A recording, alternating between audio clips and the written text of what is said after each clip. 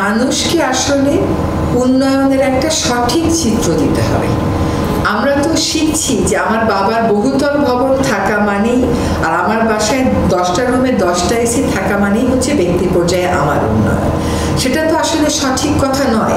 আপনি যখন ঢাকার বাইরে যান, আপনার গ্রামের বাড়িতে অনেক গরম পড়লেও আপনার এসির প্রয়োজনীয়তা আপনি অনুভব করেন না।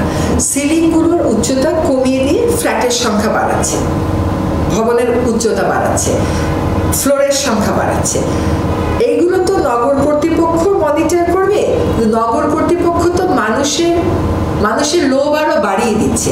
এখন মানুষ প্রশ্ন করে ওরটা 10 তলা, আমারটা কেন 8 তলা?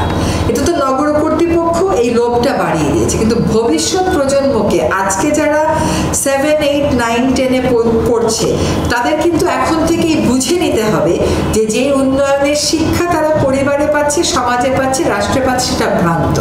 তাদেরকে এমন উন্নয়ন করতে হবে যে উন্নয়ন গাছটা না কেটে, আমাদেরকে তাপমাত্রা না বাড়িয়ে, জলাশয়টা না বাড়িয়ে হবে।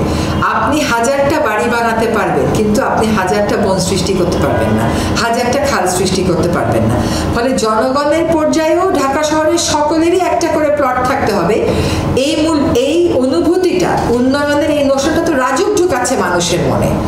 আপনি বিলেতে যান তো, যারা বিলেতে অফিস করে সবাই কি লন্ডন শহরে থাকে? মোটেও না, আশেপাশের শহর থেকে এসে অফিস করে চলে যায়।